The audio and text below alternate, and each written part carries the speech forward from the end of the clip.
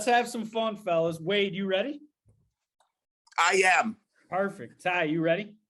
Yeah, I'm whistleless, but let's go. All right. Timeout. Tyler, who are we taking a timeout with today? Hey, Kevin, good to see you, brother. And today, ladies and gentlemen, people up in the 585, people down here in the DFW, we have Wade Norwood, the CEO of Common Ground Health. And Mr. Wade Norwood, thank you so much for being on the show Timeout with Leaders. And we're going to start out by asking you, what's on Wade Norwood's playlist right now? Right now, I am really in California love. The Super Bowl halftime show just took me back down memory lane, and I've been cranking the best of West Side versus East Coast 90s music. Ooh. Well, all right. Well, this is going to get really interesting then. This is going to be a great conversation because I, too, had that same, I could not believe that I hadn't heard some of those songs since that time in some cases. And when 50 Cent came on, my head just exploded. I just couldn't believe that he was still around, still in existence and performing. I was just blown away. It was unbelievable. It's all still D.R.E. Yeah, great look. He looked younger than before. I don't know how he went up, what his secret is, but man, I want to get on that regimen, whatever he's doing. Talking about food, right? Talking about the soul food here in Rochester and beyond. Tyler talks about it quite often with me about fried okra down in his parts. But we're listening to Dre and Tupac and Biggie. Where are you taking Tyler and I out while we're listening to this great music for a bite to eat here in Rochester, Wade? That cafe. Love it. All right. He had that so succinct and so ready. All right. Perfect. I like that. What dish are you recommending that Tyler and I will get? It's my favorite place to go for breakfast, and it's the summer sausage. Spiced beef summer sausage. It just brings the feeling of being back down south every morning. Ooh. Wait, are you from the South? My family roots are outside of Waycross, Georgia. So yeah, I consider myself to still be a Georgia boy. All right, loving those buttered biscuits and whatnot. Wade, where do you get this energy from, Mr. Norwood? Like, do you wake up like this? Do you have best practices to wake up like this every day? I will say, without being too much of a downer, I have had the incredible joy of having to experience the loss of two of my children. And the pregnancy was such a challenging pregnancy that there was a real question as to whether or not my wife would be able to survive. And I determined with the dear Lord in heaven and that if we made it through those dark days, that I would always remember perspective.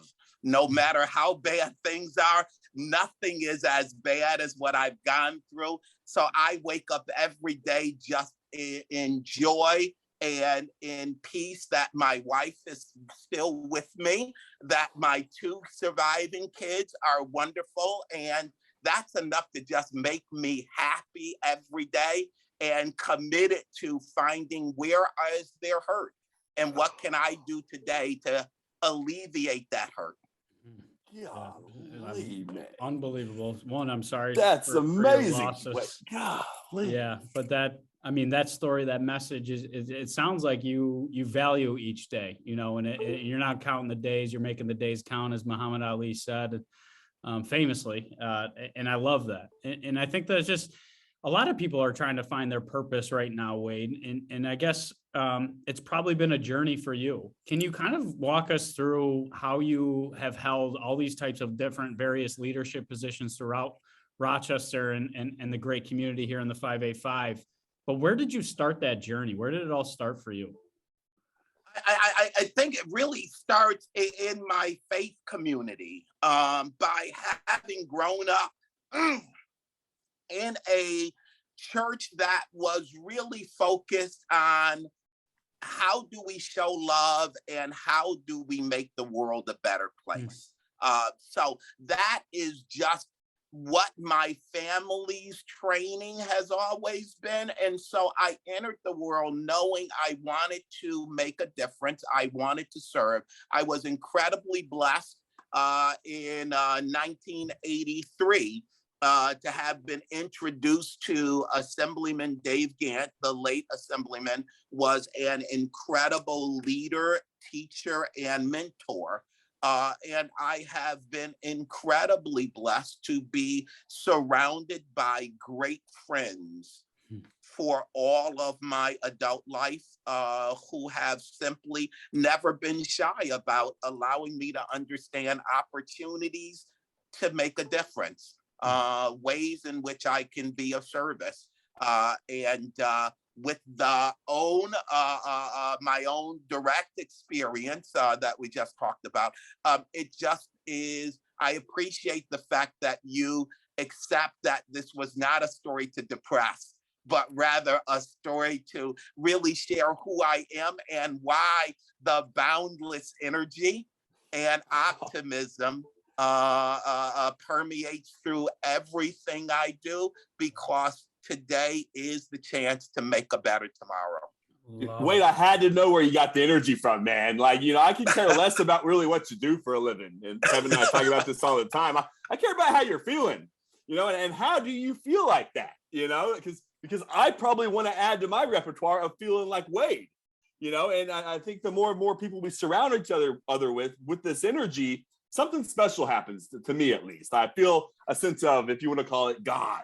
When I feel that in my chest without, thinking so much with my dang brain, dude. If I could detach my head before I walked out the door most days, I would be so good, guys.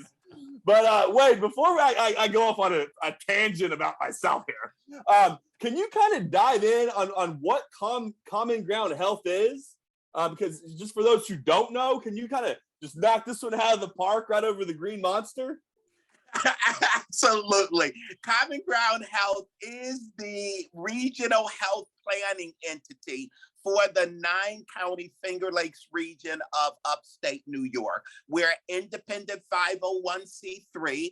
Our board of directors really represents all of the community that goes into delivering health care. Hospitals, insurers, public sector, private sector, all of those stakeholders are represented on our board. And we see it as our mission to bring focus to the region's health issues through our research data analytics, through our community engagement, and through the partnerships that we participate and in which we enjoy. Wow. No, there's a lot to unpack there. And one of the key focuses, I wanted to go back to what you said previously, Wade, was your optimistic view in leadership and just that drive and that commitment to find out where pain is and where you can provide value to enable somebody else's success. Very similar personal mission statement to myself. But I wanted to talk about, it's not easy to always be optimistic and positive. There's probably been some tough decisions that you've had to make throughout these positions of power that you've had or leadership roles. How do you keep yourself optimistic and positive?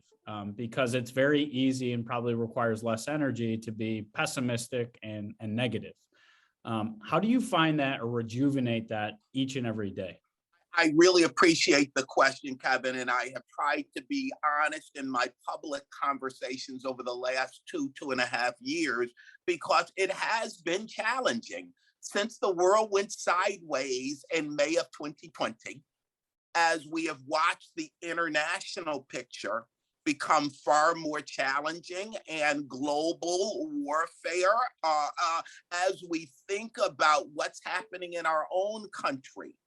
Very difficult to sustain optimism when the facts are as grim as they are. And very much this is exactly the conversation that Frederick Douglass was having 150 years ago, saying that, yes, indeed, the facts are grim. But he said to this particular graduating class of students, he says, my hopes have never been brighter than before. Wow. And he said to those young people, And that hope is bright because of you. I get my energy renewed, and particularly in these tough times where we've been socially distant. We've all had to learn how to use these new technologies to communicate. I'm a hugger, and I have got to be the most hug-starved man on the universe. But I tell you, I just continue to come across young people who are doing phenomenal things, who are living free of the isms and the cleavages that we use to easily divide ourselves, and young people who are incredibly comfortable talking about the struggles that they've had to endure and talking about how they got over and how they got through. And I tell you, man, that just absolutely re-energizes me. It absolutely gives me all the determination I need to say, we're going to do what the Athenian oath bound those folks in Athens to do. We're going to give this community to our children, not only not less, but better and more beautiful than it was given to us. I love the give this community to our children. And I think that's just a way to frame it in your mind. And I'm a big intention drives attention person, because it tells us where our energy, where our focus is. And I just love that piece of what you said, give this community to our children better than what we found it. That's a powerful, powerful message, Wade. Thank you. Yeah, Wade, you're making my day better than it was before I jumped on here, buddy. I know that, man. You know, I like let's count the little ones, right? Like my rest of the day is going to be with Wade Norwood energy, man, if I have to say anything about it. And I just want to, thank loving you, brother Tyler. Oh, man, I love you, brother Wade Norwood. This is awesome, man. I feel so. I used to get nervous on these things, Kevin. And when people like Wade, dude, it's just like, let's bring it, man. So Wade, when in the heck did you know that you'd be a CEO? Probably 2 weeks before it actually happened. 2 weeks before I was asked, then I thought it was real. No, 2 weeks before I said yes. I have always been, my career has been being a great number two to incredible leaders. And it had been my career at Common Ground Health prior to the summer of 2018 to be principal support to the CEO. And the board just asked, instead of them having to go do a search, if I would be willing to move from number two to number one. My misgivings are I am not that bright a guy, but I am really blessed to be surrounded by really super colleagues who are smarter than I, and I can rely on their advice as they rely on my leadership to help them do their job even better than before. And they proved their mettle through this pandemic. We were called to serve in ways we'd never been asked to do before, and did so admirably, so much so that we can proudly point to the data to demonstrate that we were able to get far more equitable vaccine distribution across the color line, across the class line, than we had achieved heretofore. An incredible community effort. And in many ways, I still struggle each morning with that title because I am incredibly happy to say each morning I do the same thing I've done since I entered into public life back in 1984. I just help people navigate through the systems of this community so that we can make positive change occur on behalf of the folks who are our neighbors here. Such a powerful comment that you just shared was the struggle with the title every day. And I think that reservation or I don't know, rebirth, right? You were Scottie Pippen comfortable with being Scotty, you know, in the background, still working the magic, still an integral part to the success. But here you were tapped on the shoulder to say, hey, Scotty, your name's now Michael, right? So it's awesome to really see kind of that evolution that you had. But really, it sounds like your ego is in check. And we're starting to hear about trauma-informed leadership, emotionally intelligent leadership. Frankly, as I shared with my father the other day, these are all new buzzwords and keywords to make it sound like it's something new and different. However, that was always the truth. That was always there. But due to the changes in supply and demand, unfortunately or unfortunately, the mass unionization of everybody else is demanding better leadership. So I guess kind of a twofold question potentially is how understanding that you're optimistic, right? And very energetic. And I think it sounds like you're leading with love. How do you keep that in check to continue to keep your ego in check, but also that safe, trusting environment in which you trust others to do the job in which you hired them for? And I loved how you put it. They can rely on me for their leadership. I need to rely on them for their advice. That's a great question. And I guess I'd say three things. First of all, that I am incredibly blessed to be married to the incredible Lisa Hardy Norwood. And my wife does a great job every moment she can of reminding me of my mortality, my failings, and my limits. So it's hard to have a conflated ego, an inflated ego, when you are blessed to have a friend as I do in Lisa. Secondly, I think that the greatest challenge that I think leaders, and I use that term as broadly as it should be used, I think that the biggest challenge for leaders is overcoming fear. And fear erodes the positive, the optimistic, the beneficent view of things. And I just hold on to having gone through as many difficult things as I've had to experience, both professionally and personally. There's not a lot left to be scared of. And so courage and bravery really are important elements of helping us maintain a sense of positive, optimistic view of the fact pattern. And then thirdly, I'd say on the heels of that, it's that old hymn, Amazing Grace. Through many dangers, toils, and snares, we have already come. That which brought us safe this far is the very same thing that will help lead us home. And that is engaging in community, in collaboration, and understanding what I don't know, someone else might know. What I lack the ability to do, someone else might have the ability to do. And so I think that as we overcome fear and as we engage more robustly with each other, and as we rely on our history.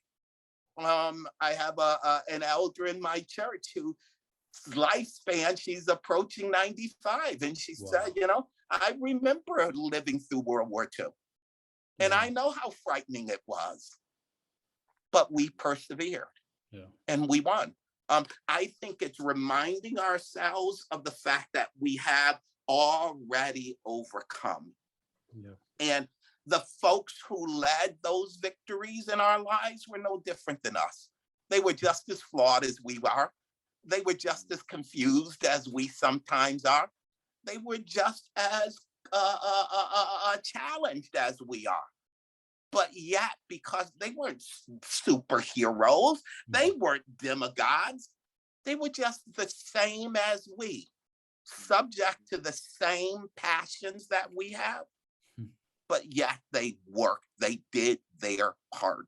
And that's what I'm hopeful that our work will continue to do, is provide ways for everybody to do their part and to light a candle in their corner and brighten that corner where they are.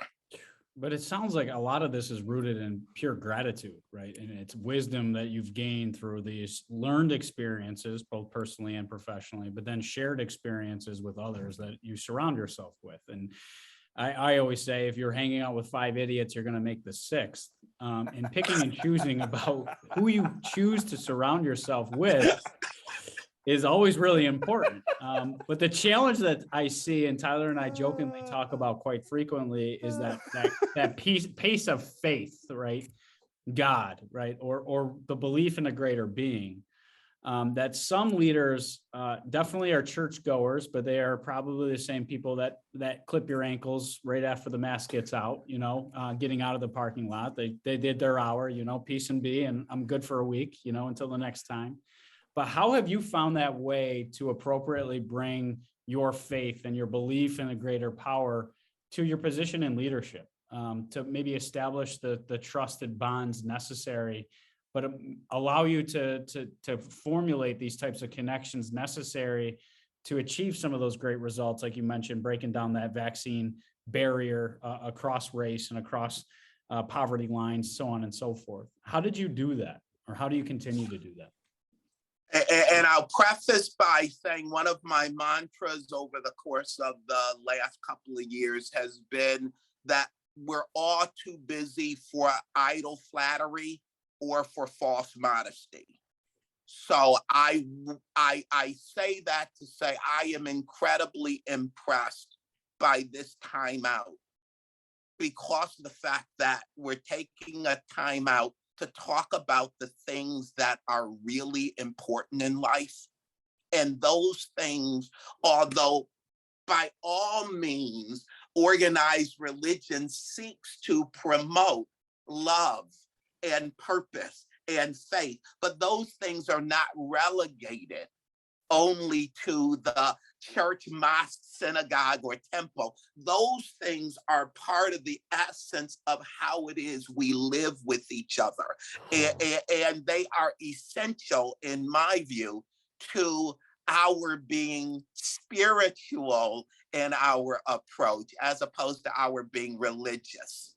And I think it is simply the commitment that there is no forum where it is inappropriate for us to display the courage to love and the strength to care. And I appreciate the fact that you all immediately move this conversation to those things that have meaning and purpose. And I truly believe engaging in such conversations are what connects us to each other. It's what allows us to truly know each other, to be able to share with each other the slings and arrows of the outrageous fortune to which we've been subject. But that binds us closer to each other. It's what makes us a community. And I am always energized by doing it. I hope to leave others energized by my doing it. And I think that if we were able to share that energy, then we could better harness it and aim it towards the improvement that we seek to accomplish. Wow. Dude. Yeah, Wade. Like, yeah, man. I got goosebumps about halfway through that speech there. That was and thanks for noticing. We don't really care about business or what you really do for a living, Thank you. You just summed all that up. It's not like we don't care, but I mean, you're nailing on commitment, the courage and strength to care, and what we're really talking about. That, but what really matters, and driving this energy and building an army together, man, is a lot better than doing this alone. I always tell people, Tyler White ain't enough, man. When some people are like, dude, you do this all on your own, I'm like, yeah, right. You know what? I have about 15 people I reach out to for help, and Wade, like coming over fear, overcoming fear, it sounds like there's no shortcut. You keep talking about experiences, because I always used to ask people, well, how do you overcome fear? Is there like a secret potion to it? No, dude, you kind of got to experience that. And I heard a quote the other day on a movie. It said, you can't kill me if I'm already dead. You know, if I've already been through the experience, you can't hurt me, man. And I got my hair sticking up over here on my arms over here, Wade. And man, I just thank you so much for being honest and taking the time out with this. And I wanted to kind of touch on the word failure real quick. We spoke with Mo Ahmed a couple of weeks ago, and we brought up, you know, give us an example of when you failed. And he said, well, can we stop the word failure real quick and talk about it of a life lesson? So I want to be careful with the word failure is what I'm trying to say. Can you give us an example of where you learned from a so-called failure in your life, Wade, in business or in life? Oh, I always, my friend. I would say that leaving government, and I left government after a defeat in the 2005 City of Rochester mayoral primary. It was an incredible experience that opened the door for me to Justice Frankfurter's wisdom when he noted in a democracy, the highest office is citizen. And by not being an elective office, I had the opportunity to become very aware of all the things I could continue to do to serve my community. Mm-hmm.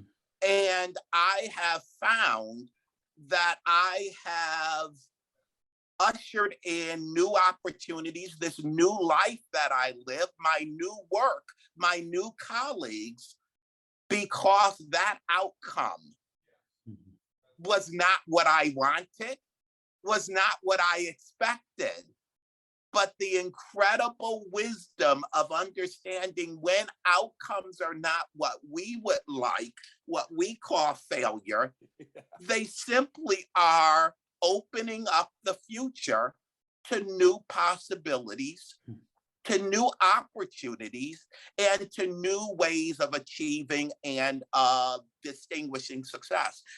And so I think that you're correct, and the guest was correct to say, if we could just allow young people to understand risk and dare, not to do stupid, harmful, dangerous things, but that risk and dare is really about trying out your skill set, of meeting new people, of experiencing new and different places. What we really be doing is fostering the spirit of entrepreneurialism, which is really essential to this day and age, because given the technology, whoever thought we'd be doing shows like this? This is amazing. And if I can make a career out of just getting the people of this community to collaborate around healthcare, which is so competitive, anything is possible. Everything is possible. And that just takes us back to where we began. The clear display of energy and enthusiasm comes from the recognition of every day creates new opportunities to do really, really cool things. And it's not failure because you're dusting yourself off for that next day. That day might have not went as exactly how you planned it or the outcome of what you were looking for. But if you take the opportunity to learn from those experiences and turn them into a positive, like you're saying, that's pretty special things. And we're talking a lot about the brain, right? And a lot about mental health today and these types of items, and seeing that you have worked in the government space with several of the recent rulings. There's a lot of people that feel silent or not heard and not valued, right? From both being a citizen of the United States, but also being an employee of an employer. How do you create ways or those safe spaces, Wade, for your team and your frontline employees to openly share how they're feeling, what they're going through, in order for you to be able to identify, well, there's a pain and I have a solution for that particular pain? Because it does take a level of trust to openly share your honest thoughts and allow your team to fail or learn from those failures it's not a culture that a lot of organizations that I have met and sat down with have presently, but are working towards. Is there anything that you would recommend to leadership today that you have found most valuable, especially today? And I think you touched on it. You're being a little bit more trustful and open with your dialogue. So I think transparency is a great way to rebuild trust. And it sounds like you're finding that out as well. But what other ways can you create that safe space to talk about mental health, to talk about some of these personal stressors, not just professional? I really think it is transparency and it's intentionality. And I will humbly concede it is a continuous effort. We as an organization understand that our culture challenged, first of all, by the fact that we work remotely now. Wow. And that really obviates against the easy buttonhole conversation that's always been a part of how we do business. And so we have to learn, and we're having the conversations about what are the tools and what are the forums and what are the forms by which we can address this challenge and shore up this culture of ability to candidly share, so as to candidly share and re-energize each other. I think that another way in which we've been challenged is I am stunned out of my staff of 40, how many people we have hired in just the 2.5 years since the pandemic struck. People who don't know what it is the more veteran colleagues of theirs are missing, because all they've known is working in this modality. And so I think it's the honest understanding that every time a person enters or departs the team culture changes, because culture is a reflection of the folks. And so, and we're going through this in a period of incredible external drivers that are having real impacts, not just on the staff, but also impacts on our community. And we have to respond. And I would close by saying, I think our greatest tool is the data. That we're able to bring data points, primary and secondary data, that help collaborative effort to at least describe the nature of the challenge, to provide words that help us socialize the nature of the challenge, so that we can then tap into the genius, both of our staff and of our partners in the community, the genius of this community to actually go address those challenges. I'll be quiet, but I do want to loop back. I think it was going back to Michael Jordan from your earlier reference. I think it was MJ's quote to the effect of, I don't regret the shots that I took and missed. I regret the shots I didn't take. Wow. And I think that what we really have to do is just make sure that we are facing the challenges of this time, steeped in our personal history and our nation's history. And as the song from Hamilton said, making sure that we don't throw away our shots. Wow. So much I wanted to dive in there, but one of the important pieces that I just wanted to pull out, because I think it is so important, is the use of data, right? People want to use data to drive decision-making and improve decision-making. But the missing piece in most of that is the socialization piece, right? How do I socialize data into words that everybody, regardless of reading level, regardless of position, regardless of industry, can understand and get behind? Because really that's the motivating factor. That's the mission, that's the vision, that's the values that are tapping or scratching that purpose that a lot of people are seeking right now in their positions. And yes, compensation continues to increase, and yes, people are chasing the dollar, but I think there's more people that chased the dollar before the pandemic that are now realizing that's a short-term strategy for not a long-term solution. And I think a lot of people are going through that gut check to really identify, can I do this the rest of my life? And is this only rewarding for myself? Because if it is, I'm starting to realize that the world is a little bit bigger than just my home. I'll and say making those amen by connections. saying, I think that's why calling what we're experiencing the great resignation is a misnomer. Yeah. I think it's a great rethinking. And I think it's a good thing that people are doing the rethinking of understanding the fragility of life and finding the right priorities for their happiness and for them to fulfill their purpose. The second amen is data is good. The socialization is what helps us turn data into information.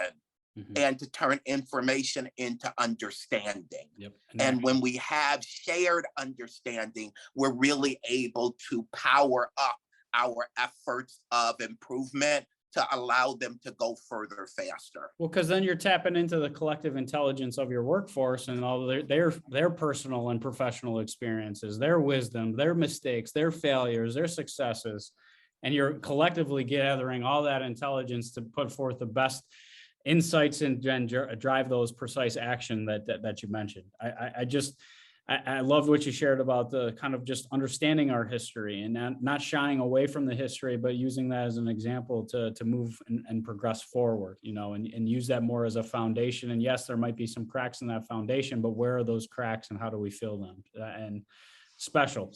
Ty, what do you got? I can do this all day with Wade I know, Norwood, literally. Kevin, I'm man. bummed. I'm looking at the clock. I'm like, shit. Yeah, We're this almost at the end of is the time here. flying. And Wade, you're hitting on so many things. I got out of a meeting yesterday with the CEO who brought 20 nonprofits under one roof, and the energy of that place, man, was banging. It was just just little stuff, and then he brought the Toyota way as well. And I spoke with a business process analyst a couple of weeks ago. I like to chime this in is, when he worked at Toyota, they celebrated when someone found a mistake. You were celebrated because they put it all in the process and not on the human being, because we're all human beings and we do make mistakes. So it's like, and you said that the great resignation is great for us. It was awesome for me, man. I'm a 1990s guy, so I had to grind to feel worthy, and then like taking a big, deep breath, it's like, wait a second. I can do it this way and not beat myself up just to feel, some worthiness. I just wanted to ask, being a CEO, how do you keep the pulse and check the pulse of your employees over there? In your organization, what best practices does Wade Norwood have? Just checking the pulse of everybody and making sure everyone's staying in tune and happy. It is a constant work in progress. And what I try and do is, first of all, rely on great supervisors throughout the organization, because they're the ones who are working with their teams on an hourly basis. And they have to feel as if they have the authority and the legitimacy to actually care about and respond to what the needs of the team are. And as there is the challenge of working remotely, I think that my greatest focus right now is making sure that as the supervisors learn that there is a static-free channel for them to get that information to their supervisors, my senior leaders, and that there is a culture and a climate that says you don't get in trouble for airing an opinion. You don't get in trouble for disagreeing with the herd, and that there is a welcome for that contrary voice. And I just try and remind folks that because they put up with my idiosyncrasies, I am really willing to put up with everyone else's, because I'm grateful for the fact that people understand I am trying my best every day. And it's okay to do your best and not meet the mark because it was your best. What can we do to think about how we re-engineer the work so that all of our best can tap into the best of our partners and we can meet the mark? I think that's the great challenge.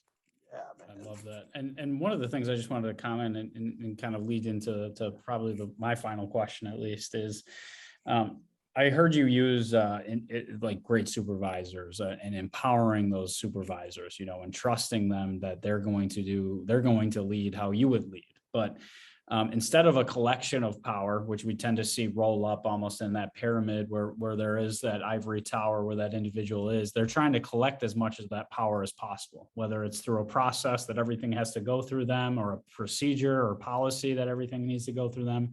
But what I'm really hearing you is that you don't want to be the only shepherd and have all the sheep following you. It's more or less, how do I create multiple shepherds during the same time to help maybe direct some of these individuals to stop blindly following and feel open and safe to share when they see something wrong or they think there's an area to improve, and almost entrusting the people closest to the problems to bring you the best solutions, which is, I think, a piece missed by a lot of leaders and a lot of organizations today. And finding that work-life balance, the only opportunity, to Tyler's point, I too am a 90s baby. I watched my father work himself and continues to work himself, right? The guy I was told he could retire 2 years ago, he's not even thinking about it. It's like, if I got that note, I am going in saying, my 2 weeks, here you go. I am off into retirement. Total different mentality. And I fought so hard to separate work and life because that's the environment that I grew up in. Tyler and I talk about, sometimes in male models, it was uncomfortable to share your emotions, your feelings, cry, tell each other that you love each other. It was just some of these unwritten rules, whether it's business that leaked into our professional lives or our personal lives, excuse me. But I wanted to talk about how you put a value on your time, Wade, because I needed to put a value on my time. And I did so during the pandemic to understand what was a priority in both work and life, and how I could blend those together more successfully by focusing on the importance of the time and time itself. How do you, I guess, help strike that balance? Because I'm sure it's easy to get gobbled up within the business and with all the challenges, but also you have to go home to Lisa, right, at the end of the day. So how do you strike that balance? Well, and that question has become far more challenging and far more important when we are in this hybrid world. And I now spend most of my time working from home. It becomes very easy to just work all the time. It's very easy to have the laptop and the stereo going and just stay in the grind. And I am blessed that my body has been very clear that I am on this side of 50, not on you and Tyler's side.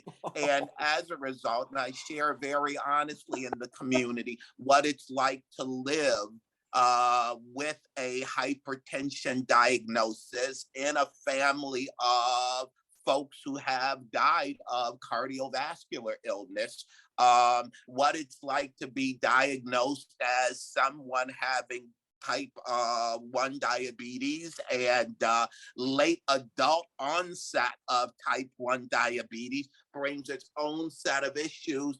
And so I've had to learn a different value of time, not how I use it to make things happen, but how am I using time to extend life? And that really is the core work of the health planning entity that we are, is to really talk about years of potential life lost, about premature death, and what are the things that we can do that would protect that incredible economic entity called our neighbors and their life and their productivity. How do we support them? It requires me having the same conversation about how do I support Wade? Wow. And how do I take care of Wade's health? And how do I prolong his productive working years? And so with that newfound imperative, and the desire to forestall when my children have to attend my funeral. I said to my daughter the other day, I really am no longer just here to make sure I dance with her at her 40th birthday. I want to dance at her daughter's 40th birthday. And so I am investing more time in making sure that I am caring for myself. Yeah. It's the job I can't delegate to others. And I am finding more time for reading and for writing, Wow. which are the two things that bring me the greatest joy, in addition to my genealogical research. And so I think it's really important for us, and I appreciate the testimony you just offered, because I think it's a real tribute to the women of my age cohort who, as moms, have done a real great job of teaching their sons how to leave behind the BS of what the image of masculinity is, and really promoting within our society a sense of what humanity is. Love and it. How do we express and share humanity? And you guys have done a fantastic job of it this afternoon, and I really appreciate this time out. This was incredible, and I just want to say thank you so much for being an incredible guest and sharing. I think at that last point, if I could just summarize, is it's really hard to prioritize ourselves sometimes, especially when you're leaning on that faith and the spiritual belief, where it is take from the rich and give to the poor. It is that mentality that you're last and others are first. And I have that. So it was a real struggle for myself, and it sounds like for you, to prioritize that Kevin needs to be healthy first and foremost in order to do all the other things and to try to drive and make this positive change or difference. Because if I'm not on my A game, Tyler's not on his A game, you're not on your A game, we're only fractionally making the world better, where we're only scratching really the surface there. I loved today's conversation, Wade. To Tyler's earlier point, we could probably sit here and talk to you all day. I cannot wait to continue to grow our relationship together and learn from you and this wisdom and these expertise that you bring. But I just feel really lucky to have somebody like you in Rochester with such a good heart and really pushing for the community to get it better, because that was a sticking point that still hurts me a little bit. We have all this great success from a business perspective, and yes, that's all well and good, but graduations rates are terrible. The overall health, the violence, that really tells me the holistic health of our community really isn't there yet. But it takes an army, and the army that you're choosing to put together that looks like our community, I think is one of the best ways to do it and get things done. So thank you so much, Wade, for saying yes to being a part of the show, but also all the amazing work that you're doing here in Rochester and beyond. Thank you very much. I deeply appreciate it. And to both you and Tyler, thanks for this conversation. It's been wonderful. Dude, it was a pleasure, Wade. I'm just over here humming in my head, la-di-da-di-da. It's the mother freaking D-R-E. Ever since you brought that up, man, I'm going to go back to the Chronic 01, dude. I'm having a blast, and I'm going to have even a better day since I met you, man.